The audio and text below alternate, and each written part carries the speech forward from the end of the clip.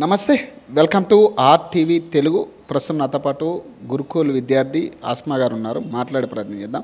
ప్రధానంగా ఈ వీడియో చేయడానికి గల కారణం, ఇటీవల గ్రూప్ 1 విద్యార్థిని అకస్మాత్తుగా మరణించడం, అది కూడా బలవన్ మరణంగా పోలీసులు చెప్తా ఉన్నారు దీనికి సంబంధించి. కానీ ఈ ఇన్సిడెంట్ని ఇప్పటి వరకు కూడా బయటికి రాకుండా అటు పొలిటికల్ వాళ్ళు దీన్ని క్లోజ్ చేస్తూ ఉన్నారా, లేదా పోలీసులు అత్యుత్సాహంతో దీని మీద ఏమన్నా నిఘా పెట్టి ఇదంతా చేస్తూ ఉన్నారా అనేది కొంత అనుమానాస్పదంగా కనపడతా ఉంది. ఈ విద్యార్థిని ఎవరు అంటే, గతంలో గ్రూప్ 1 నిరసనలు తెలుపుతున్న క్రమంలో అర్ధరాత్రి కూడా రేవంత్ రెడ్డికి వ్యతిరేకంగా కనీసం గ్రూప్ 1 ఫలితాలు కానీ ఎగ్జామ్స్ కానీ మీరు ఆపితే మా బతుకులు బాగుపడతాయంటూ కూడా నిరసనలు చేసిన వ్యక్తుల్లో ఈమె కూడా ఒకళ్ళు. సో ఈమె ఆఫీస్కి వెళ్ళి పోలీసులు పెట్టిన ఇబ్బందికి, మెంటల్ టార్చర్కి ప్రధానంగా ఆమె గురయ్యి ఈరోజు ఆత్మహత్య చేసుకున్నట్టుగా తెలుస్తూ ఉంది. సో ప్రస్తుతం ఆస్మా ఉన్నారు. ఆమె కూడా ఈ గురుకుల్ విద్యార్థులకు సంబంధించి కావచ్చు, లేదంటే డిఎస్సికి సంబంధించి కావచ్చు, గ్రూప్ 1 అంశాల్లో కూడా చాలా కీలకంగా ఆమె కూడా కొట్లాడిన వ్యక్తి. సో ఇట్లాంటి కేసుల్లో కూడా ఆమెను కూడా ఇరికించి ఈ రోజుకి కూడా ఆమె ముఖం చూపించుకుని బయట తిరిగే పరిస్థితి కనపడట్లేదు. సో మాట్లాడదాం ఒకసారి. నమస్తే. నమస్తే. అంటే ప్రధానంగా అంటే ఇందాక మనం మాట్లాడినట్టుగా ఆమె మరణం అనేది నిజంగా కూడా యావత్ గ్రూప్ 1 కానీ లేదంటే డిఎస్సికి సంబంధించి కొట్లాడిన మీలాంటి మహిళలకి చాలామందికి ఇది ఒక భయం అని చెప్పుకోవాలా, లేకపోతే ఏంటి? చాలా బాధాకరమైన విషయము ఇది. ఎందుకంటే ఆమె ఇలాంటి టార్చర్ భరించలేక చనిపోతే ఈ గవర్నమెంట్ అండ్ పోలీస్ వ్యవస్థ ఏం చేస్తున్నారంటే దాన్ని కప్పిపుచ్చేస్తున్నారు. ఇక ఆమె చావుకి గల కారణాలు బయటకి రానివ్వట్లేదు. అసలు బయటకు వస్తే ప్రభుత్వం దెబ్బతింటుంది, పోలీస్ వ్యవస్థ పైన రిమార్క్ ఉంటుంది అన్నట్టు ఆమె చావుని గోప్యంగానే ఉంచారు అన్నట్టు. అయితే ఏమైందంటే ఆమె ఇట్లే నిరసన చేస్తుంది. అయితే సరే, నేను కూడా యాజ్ ఏ అమ్మాయిగా, ఒక గర్ల్గా, ఒక మహిళగా ఏముందంటే, మేము ఏదన్నా మూమెంట్ చేస్తున్నామంటే ప్రివెంటివ్ అరెస్టులు కామన్, దానికి మేము కూడా సిద్ధంగానే ఉంటాము. సిద్ధంగా ఉండే మేము ఉద్యమాల్లో దిగుతాము. సరే, మమ్మల్ని చేస్తారు కాబట్టి మీ వంతుగా మీరు చేయండి, మేము వద్దనట్లేదు. కానీ మరి మా ఉద్యమాన్ని అడ్డుకునే హక్కు మీకు ఎక్కడిది? పర్సనల్గా తీసుకుంటారు ఎందుకు? మీరు ఒక ప్రాసెస్ ఉంటుంది కదా. సరే, ఎప్పుడు అరెస్ట్ చేయాలి, ఎప్పుడు లేదు, ఎక్కడ చేయాలనే క్లారిటీ కూడా మీకు ఉండాలి కదా. ఎక్కడ పడితే అక్కడ కనిపిస్తే చాలా అరెస్టులు. అసలు ఏం జరుగుతుంది? అసలు ఒక మహిళ తను ఇప్పుడు మేము ఎక్కడో మారుమూల గ్రామంలో నుంచి వచ్చి ఇక్కడ అద్దె రెంట్కి తీసుకొని ఇక్కడ ఉంటున్నాం, ఫ్రెండ్స్తో ఉంటాం. వీళ్ళు ఏం చేస్తారంటే ప్రివెంటివ్ అరెస్టులు అని చెప్పేసి, హౌస్ అరెస్టులు అని చెప్పేసి మేము రెంట్కున్న బిల్డింగ్కి వస్తారు. పోలీసులు ఒక అమ్మాయి కోసం రెంట్లో ఉన్న ఇంటికి ఒక రూమ్కి వస్తే ఓనర్స్ ఏమనుకుంటారు, ఆ గల్లీలో ఏమనుకుంటారు, అదంతా ఆలోచించారు. మాకు ఫోన్ చేయాలి, ఇన్ఫామ్ చేస్తారు, ఇక్కడ ఉన్నాము, ఇట్లా మీరు రావాలి అంటే మేమే వస్తాం కదా. అట్లా కాకుండా మీరు డైరెక్ట్ దూరిపోయి మా బిల్డింగ్లోకి, మా రూమ్లోకి రావడం వల్ల మా ఇమేజ్ డ్యామేజ్ అవుతుంది. మేము చేసేది మంచి పని కోసమైనా అక్కడ ఎట్లా అంటే ఎంత బ్యాడ్గా ముద్రపడిపోతున్నామంటే, ఒక అమ్మాయి కోసం పోలీసులు వచ్చిర్రంటే ఎందుకు వచ్చిర్రో ఇది తప్పిస్తే కొన్నిసార్లు మేము ఊరెళ్తాం. మా గ్రూప్లో మెంబర్స్ ఎవరైనా సరే చిన్న నిరసన వ్యక్తం చేసినా ఎవరికైనా స్వేచ్ఛ ఉంటుంది. వీళ్ళు ఏం చేస్తారంటే ముందున్న ఐడెంటిఫై అయిన నేమ్స్ ఏవో గుర్తుపడితే వాళ్ళకి ఫోన్ చేస్తారు, లొకేషన్ ట్రేస్ చేస్తారు. కథం, మీరు ఎక్కడున్నా సరే, సొంత ఇంట్లో ఉన్నా సరే, ఊర్లో సొంత ఇంట్లో ఉన్నా సరే అక్కడ కూడా అరెస్ట్ చేస్తారు. అప్పుడు పల్లెటూర్లు ఏమనుకుంటారు, ఈమె హైదరాబాద్లో ఏం చేస్తుందేమో, అందుకే ఊర్లో ఇక్కడ దాకా పోలీసులు వచ్చారు అని చెప్పేసి వాళ్ళు మా మీద. ఈ అమ్మాయి విషయంలో కూడా ఇదే జరిగింది అనుకోవచ్చు. అంటే మీకు తెలిసే ఈ అమ్మాయి కూడా చూసినా నేను వీడియో, పర్సనల్గా తెలీదు కానీ వీడియో చూసినా నేను. చాలా బాధ అనిపించింది. ఆ అమ్మాయి ఆఫీస్లో ఉంటే, ఇప్పుడు మేము ఇక్కడ చదువుతో పాటు పార్ట్ టైం జాబ్స్ కూడా చేస్తుంటాం. మా రెంట్స్ కోసము తల్లిదండ్రులను అడిగే మొహం లేక మేము మా వరకు మేము సంపాదించుకొని పార్ట్ టైం జాబ్ చేసుకుంటూ రెంట్లు కట్టుకుంటాం. అయితే ఆ క్రమంలోనే ఆ అమ్మాయి ఆఫీస్లో ఉంది. మరి ప్రివెంటివ్ అరెస్ట్ చేయాలనుకుంటే ఆ అమ్మాయికి ఒక కాల్ చేసి ఇన్ఫామ్ చేయాలి. కానీ ఆ అమ్మాయి ఆఫీస్లో ఉంటే ఆఫీస్కి వెళ్ళి ఆ అమ్మాయి కాలవేళ పడి బతిమాలుతుంది, నన్ను ఇబ్బంది పెట్టకండి, నన్ను జాబ్లో నుంచి తీసేస్తారు, నేను వస్తా, ఖచ్చితంగా వచ్చి నేనే వస్తా, నేను మా మేనేజర్ చూస్తే నన్ను తీసేస్తారు జాబ్లో నుంచి, నాకు ఇబ్బంది అవుతుందని ఏడుస్తుంది, బ్రతిమాలుతుంది. కావాలంటే మీరు వీడియో చూడండి. అంత బతిమాలుతున్నా కనికరం లేకుండా ఒక్క అమ్మాయి కోసం అంతమంది పోలీసులు వచ్చి మెట్ల పైన ఆమె అసలు నిజంగా చాలా బతిమాలుతుంది. వాళ్ళ కాళ్ళు పట్టుకొని మొత్తం బతిమాలుతున్నా పట్టించుకోకుండా వినకుండా ఆమె ఆర్తనాదాలు ఏం వినకుండా వీళ్ళ పాటికి వీళ్ళు అరెస్ట్ చేసి తీసుకొని పోయారు. అది ఆమెకి ఎంత అవమానం. ఒక ఆడపిల్ల ఇప్పుడు మేము ఏం చేసినా ఉద్యోగాల కోసమే చేస్తున్నాము, మాకు ఈ రాజకీయాలు మాకు అవసరం లేదు. అలాంటిది తన ఉద్యోగం కోసం తను బయటికి వచ్చింది. మీరు యాజ్ ఏ మీకు ఉన్న రూల్ ప్రకారం మీరు ప్రివెంటివ్ అరెస్ట్ చేయాలనుకుంటే ఆ అమ్మాయికి ఇన్ఫర్మేషన్ ఇచ్చి చేయాల్సింది. ఆ అమ్మాయి ఆఫీస్కి వెళ్ళి చేయడం వల్ల అక్కడ జాబు పోతుంది. జాబు పోయినాక తర్వాత ఆమె రెంట్లు ఎట్లా కట్టుకుంటుంది. ఇప్పుడు ఇవన్నీ మానసిక సంఘర్షణలు అన్నట్టు. నేను రెంట్లు ఎట్లా కట్టుకోవాలి, నేను ఇంట్లో ఎట్లా చెప్పుకోవాలి. ఇప్పుడు ఆ అమ్మాయి న్యూస్లో వచ్చింది. న్యూస్లో రావడం వల్ల వాళ్ళ ఇంట్లో వాళ్ళు చూసింటారు. ఏమనుకునింటారు వాళ్ళు చూసి, అరే ఏంది నా బిడ్డ చదువుతుంది అనుకుంటే ఈడపోయి ఈ పనులు చేస్తుందా. వాళ్ళకి మ్యాటర్ తెలియదు. వాళ్ళు చదువుకొని ఉండరు కాబట్టి, అంత జ్ఞానం ఉండదు కాబట్టి వాళ్ళకి తెలియదు. కానీ వాళ్ళ మాట వీళ్ళ మాట చుట్టుపక్కల వాళ్ళ ఒక మాట అనేసరికి వాళ్ళు ఏమైంది బాధపడతారు అన్నట్టు. నా బిడ్డ చదువుతుంది అనుకుంటే ఇట్లా చేస్తుంది ఏందని చెప్పేసి వాళ్ళు అట్లా లోపలే కుమిలిపోయి ఆమె ఇట్లా చేసిందేమో అని చెప్పేసి నేను అనుకుంటున్నా. నీకెట్లా ఉండదు అంటే నువ్వు కూడా అరెస్ట్ అయిన పరిస్థితి గతంలో చేసిన ధర్నాల్లో కానీ నిరసనలో కానీ ప్రతి చోట నిన్ను అరెస్ట్ చేసిరు కదా, అంటే నీ పరిస్థితి ఏంటి యాజ్ ఉమెన్గా నువ్వు ఎట్లాంటి ఫేస్ చేసి ఉంటుంది ఇందులో? ఇక నేనైతే నా ఫోన్లో లొకేషన్ ఆఫ్ చేసుకొని ఏటంటే అటు తప్పించుకొని తిరగడమే నా పరిస్థితి.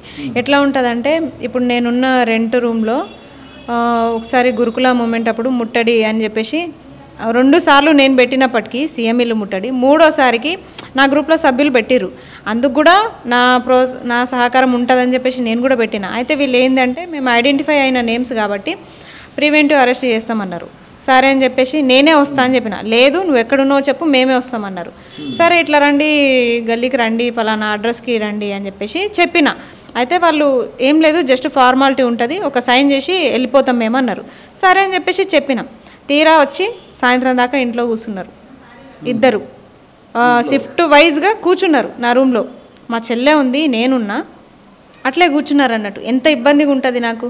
అయితే మొన్న రీసెంట్గా డిఎస్సి ఎగ్జామ్కి ముందు 2 డేస్ ముందు గురుకుల మా రిలింక్వెస్ట్మెంట్ కోసం మేము చేసిన పోరాటం అయితే 1 ఇయర్ పోరాటం. ఇప్పటికే 14-15 నెలలు అవుతుంది. ఇప్పటికే అది కొలికి రాలేదు, అట్లే ఉంది. అయినా సరే మేము ముందు పడి ఇంకా నోటిఫికేషన్స్ వస్తాయిలే చదువుకుందాంలే అన్న ధైర్యం చేసుకొని మాకు మేమే ధైర్యం చెప్పుకొని మళ్ళీ చదువుతున్నాం. ఇప్పుడు కూడా ఏమవుతుందంటే ఏ మూమెంట్ వచ్చినా మా పేర్లు ఐడెంటిఫై ఉంటాయి కాబట్టి మమ్మల్ని తీసుకుపోవడమే వీళ్ళ పని. అసలు అమ్మాయిలా అని చూడరు, వీళ్ళు ఇబ్బంది పడతారా అని చూడరు. వాళ్ళ పరిస్థితి ఏంది, నెక్స్ట్ మేము చేసే పనుల వల్ల వాళ్ళ ఫ్యూచర్ ఏంది, ఇవన్నీ ఏం ఆలోచించరు. వస్తారు చక్కగా రూమ్లో కూర్చుంటారు. అలా మనం మా చుట్టాలా నాకు అర్థం కాదు. వాళ్ళు వస్తారు కూర్చుంటారు, మాకు ఎంత ఇబ్బందిగా ఉంటుంది. రెంట్లు కట్టుకుంటాం, మా ఓనర్స్ మమ్మల్ని అడుగుతారు పోలీసులు ఎందుకు వచ్చిర్రు అంటే ఏం చెప్తాం, ఇదే చెప్తాం, ఇట్లా చిన్న మూమెంట్ అయింది ఇట్లా చేసిరంటే మీరు ఇలాంటివి చేసేటట్టయితే ఇక్కడ ఉండకండి, ఖాళీ చేసి వెళ్ళిపోండి అంటారు. ఏంది రెస్పాన్సిబిలిటీ, ఎవరు రెస్పాన్సిబిలిటీ? మేము ఊర్లో ఏం సమాధానం చెప్పుకోవాలి, ఫ్యామిలీకి ఏం చెప్పుకోవాలి, ఇక్కడ ఎట్లా ఉండాలి? మొన్న డిఎస్ అప్పుడు 2 డేస్ ఎగ్జామ్ ఉంది నాకు. అప్పటికి ఫీవర్ వచ్చింది, నాకు చాలా ఫీవర్తో ఉన్నా. అప్పుడే గురుకుల ముట్టడి పెట్టారు. అక్కడికి కూడా నేను వెళ్ళలేని పరిస్థితి, నేను రాలేనని మా గ్రూప్లో వాళ్ళందరికీ కూడా చెప్పేసిన. వాళ్ళు సరే నీ ఆరోగ్యం జాగ్రత్త అని చెప్పారు. వీళ్ళు అర్థం చేసుకోవాలి కదా. గాంధీ హాస్పిటల్లో రిపోర్ట్స్ అన్నీ చూయిస్తే అది కూడా ఎంతోమంది ఈ వీటలన్న పృథ్వీరాజ్ అన్న లాంటి వాళ్ళు ఫోన్ చేసి అమ్మాయిని వదిలిపెట్టండి, ఆరోగ్యం బాగాలేదు అమ్మాయిది అని ఫోన్ చేస్తే అప్పుడు వదిలిపెట్టారు. అప్పటిదాకా స్టేట్మెంట్ రాయించుకున్నారు నాతో. నేను మూమెంట్కి వెళ్తే వాళ్ళు ఎనీ టైం నన్ను అరెస్ట్ చేయొచ్చు, ఎఫ్ఐఆర్ రాసుకోవచ్చు అని చెప్పేసి నన్ను అరెస్ట్ చేసి అది అట్లా స్టేట్మెంట్ నాతోనే రాయించి సైన్ చేయించుకొని అప్పుడు వదిలేసారు. అంత దారుణంగా ఉంటుంది. ఇంతగానో ఒక అమ్మాయిల మీద అంత కక్ష ఏంటి అంటే ప్రభుత్వ కక్ష లేకపోతే వీళ్ళు అధికారులు చూపించే వైఖరి అంటారు? అది ప్రభుత్వం కక్షనే. ఎందుకంటే మనము ప్రశ్నించొద్దు. ఏం చేసినా గంగిరెద్దులాగా తల ఊపుతూనే ఉండాలి. మనం ఏం చేసినా మనకు అన్యాయం జరుగుతున్నా మనం వాయిస్ రేజ్ చేయొద్దు ఫస్ట్ ఆఫ్ ఆల్. అది ఎంతవరకు కరెక్ట్ అవుతుంది? ఇప్పుడు మేము నష్టపోయినాం కాబట్టి మేము అడుగుతున్నాము, లేకపోతే ఎందుకు అడుగుతాము? ఇప్పుడు మీరు చేసేదే తప్పులు, మీరు తప్పు చేస్తుర్రు అని చెప్పేసి మేము క్వశ్చన్ చేస్తే మీరు బీఆర్ఎస్ పార్టీ వాళ్ళు అంటారు. ఏంది బీఆర్ఎస్ పార్టీ? మీరు నిరూపిస్తారా మేము బీఆర్ఎస్ పార్టీ అని? మేము నిరూపిస్తాం మేము కాంగ్రెస్ పార్టీ కోసం కష్టపడ్డామని. ఇప్పుడు ఫైట్ చేసే ప్రతి నిరుద్యోగి కూడా కాంగ్రెస్ పార్టీ గెలుపు కోసం కష్టపడ్డ వాళ్ళే. ఈరోజు వ్యతిరేకంగా మేము ఇట్లా చేస్తున్నామంటే ఇప్పుడు కూడా మా ఉద్యోగాల కోసమే చేస్తున్నాము. బీఆర్ఎస్ వాళ్ళ పార్టీ వాళ్ళ కోసం వాళ్ళు బాగుపడాలని చేయట్లేదు, మీరు కాంగ్రెస్ పార్టీలు నష్టపోవాలని మేము చేయట్లేదు. మా జీవితాల కోసం మేము చేస్తున్నాము. మిమ్మల్ని అసలు గెలిపించుకున్నది ఎందుకు? మా ఉద్యోగాల కోసమే కదా. మా ఉద్యోగాల కోసం కాబట్టి అవే మేము కోల్పోతున్నప్పుడు మా బాధ ఇక చెప్పుకోలేకపోతున్నాము. ఇప్పుడు ఈసారి జాబ్ మిస్ అయిందంటే మళ్ళీ నోటిఫికేషన్స్ ఎప్పుడు వస్తాయో తెలియదు. వచ్చి ఫిలప్ అయ్యి అపాయింట్మెంట్ తీసుకున్నారు, కనీసం 2 ఇయర్స్ ప్రాసెస్. ఆ 2 ఇయర్స్ మా పరిస్థితి ఏంది, మేము రెంట్స్ ఎట్లా కట్టుకోవాలి, మా ఫైనాన్షియల్ స్టేటస్ ఏంది, ఎవరిని అడగాలి, ఈ 2 ఇయర్స్ మా పోషణ ఏంది, మేము మా తిండి ఏంది, మా బట్ట ఏంది, ఇదంతా ఎవరన్నా ఆలోచిస్తురా? ఇస్తాం కదా, మేము నోటిఫికేషన్స్ ఇస్తాం కదా, ఇస్తారు, సింపుల్ ఇస్తారు. మీరు ఇచ్చేదాకా మా బతుకుదేరు ఏంది? మా గురించి నిరుద్యోగుల గురించి ఆలోచిస్తున్నారా? ఉద్యోగాల పట్టా పొందేది 55,000 ఉద్యోగాలు ఇచ్చినామంటారు కదా, 55,000 మంది ఉద్యోగాల పట్టా పొందిర్రు. మిగతా వాళ్ళ పరిస్థితి ఏంది? మిగతా లక్షల మంది నిరుద్యోగులు ఉన్నారు కదా, వాళ్ళందరి పరిస్థితి ఏంది? ఇప్పుడు మళ్ళీ ప్రిపరేషన్ కొనసాగించాలంటే వాళ్ళకి ఆర్థిక సాయం ఏమైనా చేస్తున్నారా ఈ గవర్నమెంట్? ఒక్కొక్క ఇప్పుడు నిరుద్యోగ భరోసా ఇస్తామన్నారు. ఏది నిరుద్యోగ భరోసా? ఇప్పటిదాకా లేదు. కనీసం అవన్నీ వస్తే ఉద్యోగం రాని వాళ్ళు చదువుకుంటారు కదా, ఇవన్నీ అడిగితే వీళ్ళకి చెడ్డగా అనిపిస్తుంది.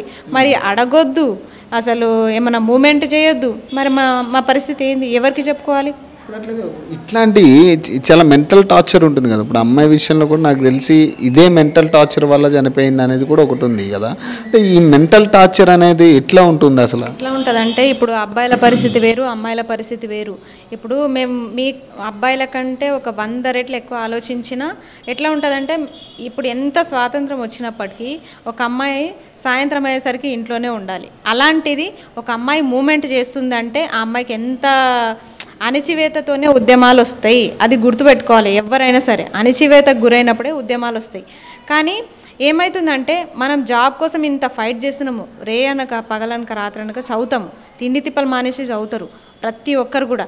అలాంటిది అంత చదివి మెరిట్లో ఉండి జాబ్స్ మిస్ అవుతున్నాయి అంటే ఆ సంఘర్షణ మామూలుగా ఉండదు. అరే ఎవరికి ఇప్పుడు మన మీద కంటే, మన బాధ కంటే మొత్తం పక్కల బాధ ఎక్కువ ఉంటుంది మన పైన. వాళ్ళ ఇన్ఫ్లుయెన్స్ ఎక్కువ ఉంటుంది, చుట్టాల ఇన్ఫ్లుయెన్స్ కానీ, ఇంటి పక్కన వాళ్ళ ఇన్ఫ్లుయెన్స్ కానీ, ఇవన్నీ అమ్మాయికి అయితే పెళ్ళి, ఇవన్నీ చాలా ఉంటాయి. ఇవన్నీ మేము చెప్పుకోలేము, ప్రతి అమ్మాయి కూడా ఇవన్నీ చెప్పుకోలేదు. కానీ ఆ అమ్మాయి చనిపోయింది కాబట్టి బాధతోటి నేను చెప్తున్నా ఈరోజు. ఆ అమ్మాయి అని కాదు, నేనైనా ఎవరైనా మూమెంట్లో ఉండే ప్రతి అమ్మాయి పడే బాధ్యత అది. పెళ్ళైన అబ్బాయిలు కూడా ఎంత బాధపడుతురు పోషణకి, వాళ్ళ పిల్లలను పోషించలేక, బిడ్డల్ని పోషించలేక. ఇప్పుడు ఏజ్ అయ్యేసరికి పెళ్ళిళ్ళు చేస్తున్నారు, కానీ జాబ్స్ మిస్ అవుతున్నాయి కదా. వీటి గురించి ఎవరు మాట్లాడతలేరు. నిరుద్యోగ భరోసా ఇస్తే కనీసం అప్పటిదాకా జాబ్స్ వచ్చే వరకైనా వీళ్ళకి కొంచెం భరోసాగా ఉంటుంది.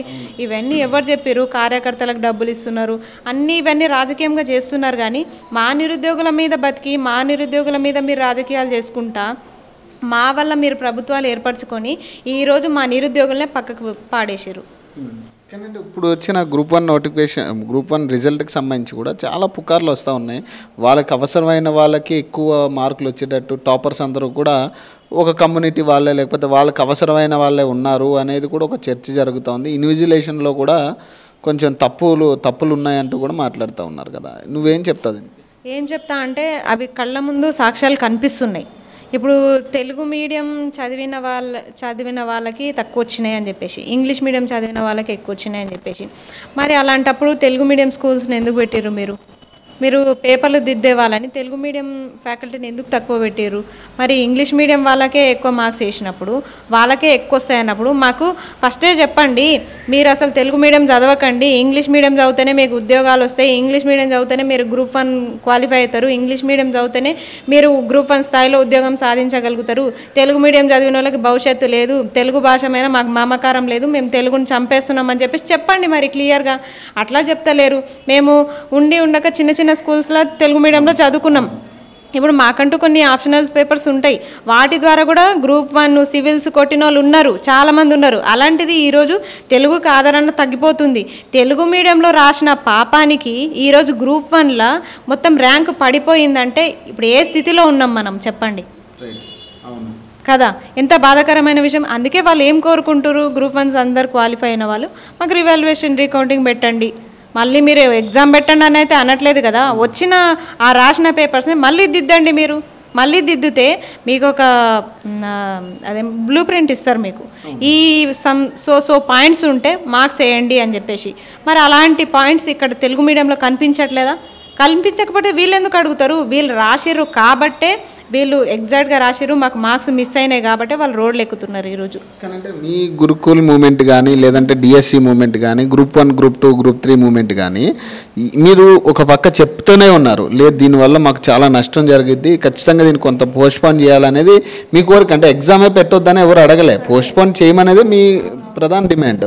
అయినా కూడా ఎక్కడ కూడా రేవంత్ రెడ్డి విన్నట్టుగా కనపడట్లేదు. ఇప్పుడు కూడా గ్రూప్ 1 వాళ్ళని కూడా అరెస్ట్ చేసే పరిస్థితి కనపడతా ఉంది కదా ఇట్లా ప్రశ్నించిన వాళ్ళు. అయితే ఏమవుతుందంటే ఫస్ట్ మేము ఏం అడుగుతున్నామో అవతల వాళ్ళకి అర్థం కావాలంటే అవతల వాళ్ళకి కూడా అంత క్వాలిఫికేషన్స్ ఉండాలి ఫస్ట్ ఆఫ్ ఆల్. ఇక మనం పోయి మన ప్రాబ్లమ్స్ చెప్తుంటే ఇదేందో అన్నట్టు అది చెవిటని ముందల శంఖ ముదినట్టుంది ఈ కథ.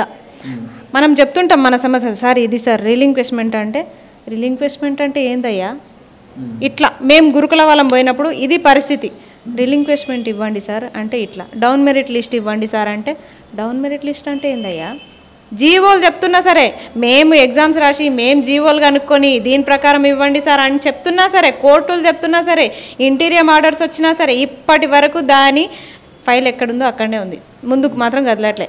డిఎస్సి పోస్టులు మీకు గుర్తుంది కదా, మెగా డిఎస్సి వేస్తాం, 25,000 డిఎస్సి వేస్తామన్నారు. 25,000 డిఎస్సి ఎక్కడుంది, ఇప్పటిదాకా లేదు. ఉన్న డిఎస్సీలోనే ఒక 5,000 పోస్టులు కలిపి 11,000 డిఎస్సీ కలిపి ఇచ్చేసాక ముఖ్యమంత్రి దగ్గర ఉన్నప్పుడు ఇంకా ఎక్కువ పని చేయాలి దాని మీద. అంటే ముఖ్యమంత్రి ఇంకా ఎక్కువ పని చేయాలి, ఇంకా ఎక్కువ లాభాలు రావాలి విద్యార్థులకి.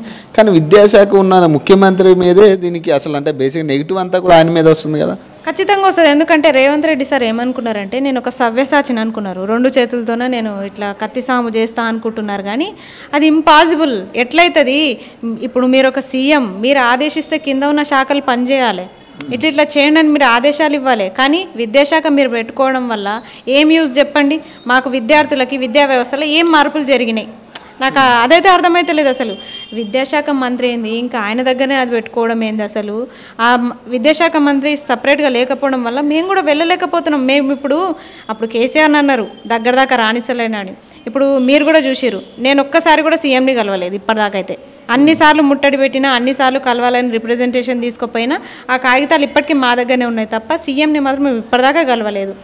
ఎంతసేపటికి ఎమ్మెల్యేలని, ఎంపీలని, వీళ్ళని, ఎమ్మెల్సీలని వీళ్ళనే కలుస్తున్నాం తప్ప సీఎంని మాత్రం మేము కలవలేదు. అన్నారు కదా ఫ్రీ డోర్స్ ఫ్రీ ఉంటాయి, మీరు ఎప్పుడైనా రావచ్చు, ఎప్పుడైనా కలవచ్చు మమ్మల్ని అని. నేను కూడా కలవాలనుకుంటున్నా, మరి నాకు కూడా కొంచెం అవకాశం ఇస్తే నేను మా సమస్యలన్నీ నేను వచ్చి చెప్తా, నాకు ఒక అవకాశం కల్పియండి సీఎం గారు, నాది చెప్తున్నా. కానీ వింటదా అసలు ప్రభుత్వం? ఇప్పుడు ప్రభుత్వం వినే పరిస్థితి కనపడుతుంటే గత ప్రభుత్వం వినట్లేదనే కొత్త ప్రభుత్వం మనం తెచ్చుకున్నది. మరి కొత్త ప్రభుత్వం వింటుందా? మరి అసలు వినేటట్టు కనపడుతుందా? అసలు వినట్లేదు.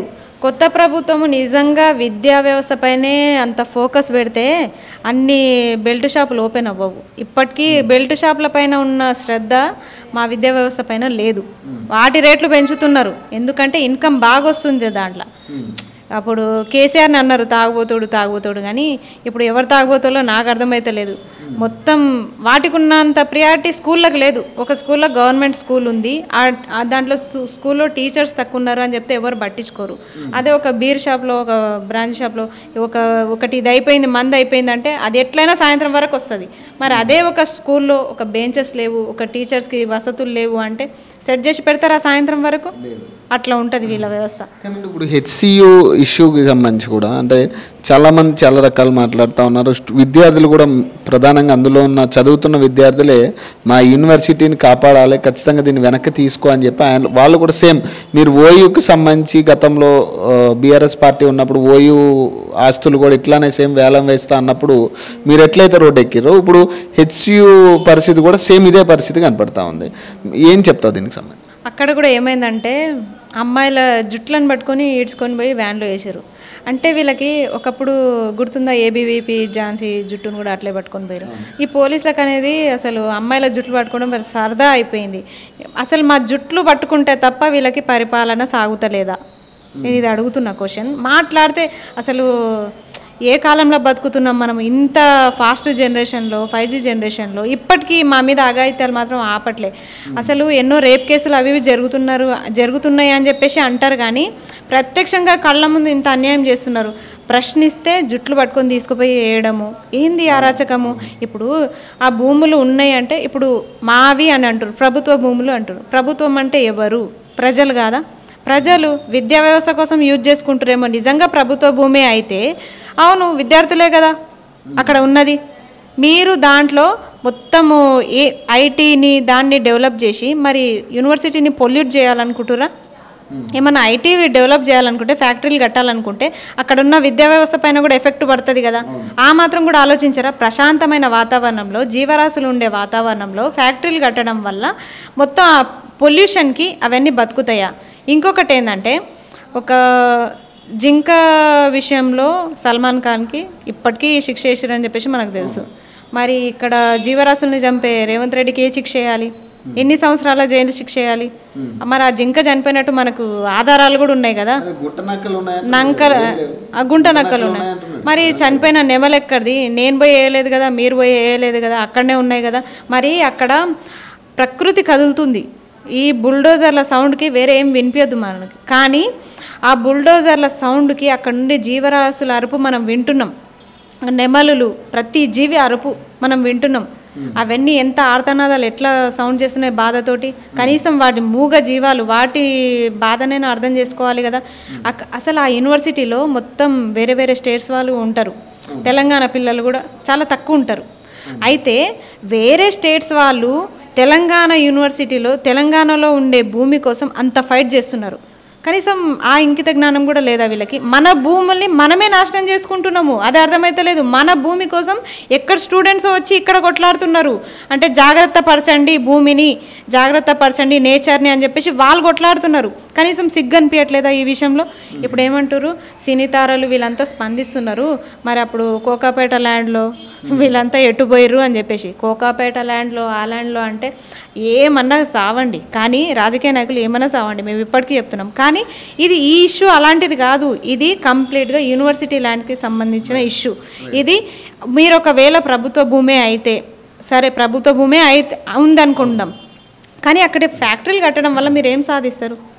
మరి ఇక్కడ స్టూడెంట్స్ ప్రశాంతంగా చదువుకుంటారా? అక్కడ ఒక హాస్టల్ లేదనో, ఒక లైబ్రరీ లేదనో అక్కడ ఒకటి కడితే ఒక నీ సీఎం అయిన ఇదికి నీ పదవికి కూడా గౌరవం ఉంటుంది. అలాంటిది నేను ఐటీ డెవలప్ చేస్తా, అది డెవలప్ చేస్తా అంటే దాని నుంచి వచ్చే పొల్యూషన్ పీల్చుకొని ఆ ఉన్న యూనివర్సిటీ ఏం కావాలి?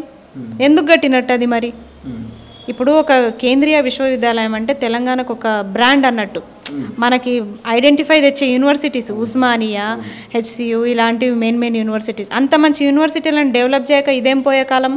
దాంట్లో నుంచి భూమి ఇది చేస్తా అది చేస్తా అనడం కరెక్ట్ కాదు. దీని గురించి మాట్లాడిన వాళ్ళు చాలామందిని కూడా అరెస్ట్ చేస్తున్న పరిస్థితి మనం చూసాం. చాలామంది స్టూడెంట్స్ దీని గురించి బయటకు వచ్చి రేవంత్ రెడ్డికి వ్యతిరేకంగా మాట్లాడినా కూడా అరెస్టులు చేస్తూ ఉన్నారు. అసలు ఏం జరుగుతూ ఉందంటే, ఓన్లీ స్టూడెంట్స్ని టార్గెట్ చేసి గతంలో ఓయూ విషయంలో కేసీఆర్ కావచ్చు, లేదా గ్రూప్ 1 విషయంలో రేవంత్ రెడ్డి కావచ్చు, ఇప్పుడు ఈ అంశం కావచ్చు, ఓన్లీ స్టూడెంట్ విషయాల్లోనే ఇంత జోక్యం చేసుకుని నియంత్రణ పనిచేస్తుంది. ఇప్పుడు స్టూడెంట్స్ విషయంలోనే, ఎందుకంటే వాళ్ళకి తెలుసు ప్రభుత్వాన్ని నిలబడాలన్నా కూలిపోవాలన్నా నిరుద్యోగుల వల్లనే సాధ్యం అని చెప్పేసి ప్రూవ్ చేసినాం. మేము 100% ప్రూవ్ చేసినాం. 10 ఏండ్ల పాలనని పక్కకు పెట్టేసి ఈయనను ఎక్కించినాము. ఈయన కూడా అదే బాట పట్టిండు. ఆ ప్రభుత్వాన్ని పొగడట్లే, ఈ ప్రభుత్వాన్ని పొగడలే. రాజకీయ నాయకులు ఎవరైనా ఇంతే, ఏ గవర్నమెంట్ అయినా ఇంతే. మొత్తానికి ఫైనల్లీ ఏడిపించేది మాత్రం నిరుద్యోగులనే. వాళ్ళు బాగుపడుతురు, వీళ్ళు బాగుపడుతురు, అందరు కార్యకర్తలు అందరూ బాగుపడుతురు. ఫైనల్లీ ఇబ్బంది పడేది మాత్రం నిరుద్యోగులే.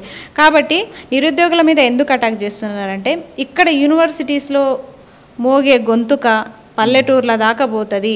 ఎందుకంటే ఇక్కడ చదివే పిల్లలు వాళ్ళ ఇంట్లో వాళ్ళకి చెప్తారు, ఇంట్లో వాళ్ళు పక్కింటి వాళ్ళకి చెప్తారు, మొత్తం ఇట్లా స్ప్రెడ్ అవుతుంటుంది అన్నట్టు.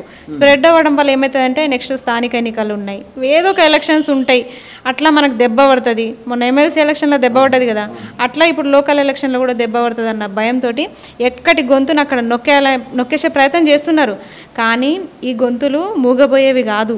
ఒక గొంతును తీసుకుపోయి నువ్వు సెల్ వేసినంత మాత్రాన ఇంకొకరు సైలెంట్గా ఉండరు. తెల్లారితే అరెస్టుల పర్వమే ఉంది. ఉస్మానియాలో కానీ హెచ్సియులో కానీ ఇప్పటికీ న్యూస్ ఛానల్స్ని లోపలికి అలో చేయట్లేదు. ఎక్కడికక్కడ పోలీసులు ఉన్నారు. ఇట్లా జరుగుతున్నాయి. మేము కూడా వాస్తవానికి దాక్కొనే తిరుగుతున్నాం. అక్కడ అస్సలు కనిపించట్లేదు మేము. ఎందుకంటే తీసుకుపోతురు, పెడుతురు. సాయంత్రం ఉన్నా లేకపోయినా మేమందరం మూమెంట్లో ఉన్నాం కాబట్టి వీళ్ళు తీసుకుపోతారా అని చెప్పేసి ఆ భయంతో మేము కూడా అటు సైడ్ వెళ్ళట్లేదు. మేము కూడా వెళ్తే కనీసం వెళ్ళిన వాళ్ళ కోసం మాట్లాడే వాళ్ళు ఎవరు?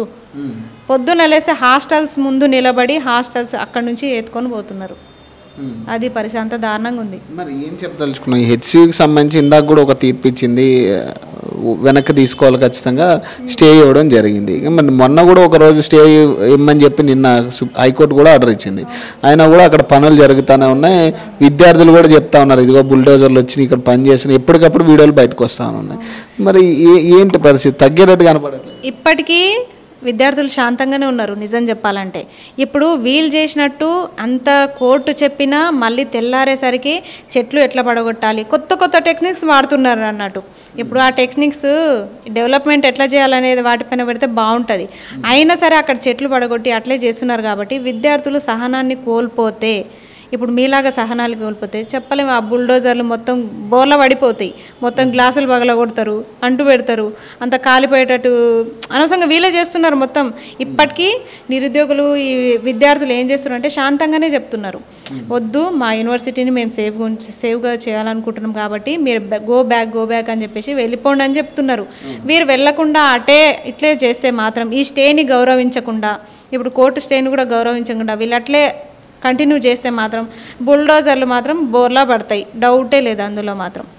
నువ్వేం చెప్తా అంటే హెచ్సియు ల్యాండ్లు కావచ్చు లేదా గవర్నమెంట్ ల్యాండ్లు అనుకుందాం కాసేపు, ఏదైనా కూడా గవర్నమెంట్ ల్యాండ్ అయినా కూడా అమ్మడానికైతే రేవంత్ రెడ్డి కాదు కదా, ఇప్పుడు ఆయనకు హక్కు అయితే కాదు, వారసుడు అయితే కాదు కదా. జీవితాంతం ఈయననే ముఖ్యమంత్రి ఉంటాడని లేదు కదా. మేము చేసినాం కాబట్టి ఉన్నాడు. ఇంకో 5 years వరకు మీరు కాపాడండి. వీలైతే మీరు ఎట్లా భూములని ఇట్లా కబ్జా చేస్తారు, ఇట్లా ప్రైవేట్ వ్యక్తులకి ఇవ్వడం వల్ల ఏమన్నా అక్కడ అభివృద్ధి జరిగే పరిస్థితి ఉందా కనీసం? అంటే ఇప్పుడు అక్కడ ఉన్న ల్యాండ్లు వాల్యూ పెరగడం తప్పితే అక్కడ ఏదన్నా అభివృద్ధి జరిగి లేకపోతే పిల్లలకి ఏమైనా ఉద్యోగాలు వచ్చే పరిస్థితి ఉంటుందా? ఉద్యోగాలు రాకపోగా వాళ్ళకి అమ్మడం వల్ల కోట్ల లాభం వస్తుందేమో, 400 ఎకరాలు అమ్మితే 4000 కోట్లు వస్తాయేమో. కానీ కాకపోతే దాని నుంచి విడుదలయ్యే పొగ, వ్యర్థాలు, పొల్యూషన్ ఎంత ఉంటుంది, వాటి వల్ల అక్కడ ఎంత పొల్యూట్ అయిపోతుంది జీవరాశి, ఆ అడవి, వాతావరణము, ఆక్సిజన్ సప్లై చేసే ఏరియా అది, అదంతా యూనివర్సిటీ డిస్టర్బ్ కాదా? అలాంటప్పుడు యూనివర్సిటీని ఎందుకు అక్కడ ఎస్టాబ్లిష్ చేసారు? మరి కొంతమంది నాయకులు, కాంగ్రెస్ నాయకులు కొంతమంది మాట్లాడుతూ ఉన్నారు, చెట్లుగా ఇక్కడ కాకపోతే ఇంకో చోట లేకపోతే ఇంకో చోట పెంచుకోవచ్చు, లేకపోతే అట్లాంటి అడవి ఇంకోటి తయారు చేసుకోవచ్చు అని వాళ్ళు మాట్లాడుతూ ఉన్నారు. వాళ్ళ కంక్లూజన్ ఇదే. సరే, మరి ఇప్పుడు రేవంత్ రెడ్డి సార్ ఉన్న ఇల్లు పడగొట్టి చెట్లను నాటమని చెప్పండి, ఆయన ఉన్న ఇల్లు, ఎమ్మెల్యేలు ఉన్న ఇల్లు మొత్తం పడగొట్టి చెట్లను నాటమని చెప్పండి, ఏమవుతుంది? ఈ 400 ఎకరాలు, ఎన్ని ఎకరాలు ఉన్నాయో మీవన్నీ పడగొట్టండి, ఆ ప్లేస్లో మేము వచ్చి చెట్లను నాటుతాం, మీరు ఊకుంటారా? మరి వాళ్ళు ఉన్న సామ్రాజ్యాన్ని మొత్తం కోల్పోయి చెట్లనే నాటుతాము, మీరు మొత్తం పడగొట్టండి, మీకు ఎన్ని భూములు ఉన్నాయో అన్నీ ఇచ్చేసేయండి మాకు. మరి ఏం చెప్పదలుచుకున్నాయి అంశానికి సంబంధించి? ప్రభుత్వం వెనక్కి తగ్గేటట్టు కనపడట్లేదు, ఇటు విద్యార్థులు వెనక్కి తగ్గేటట్టు కనపడట్లేదు, మా యూనివర్సిటీ భూములు మాకు కావాలనేది వాళ్ళ ప్రధాన డిమాండ్. ఖచ్చితంగా విద్యార్థులు వెనక్కి తగ్గరు. ఇప్పటి వరకు శాంతంగానే అడుగుతున్నారు. ఇంకా ప్రభుత్వం వెనక్కి తగ్గకపోతే నిరసనలు ఇంకా ఉద్రిక్తమయ్యే అవకాశం ఉంది.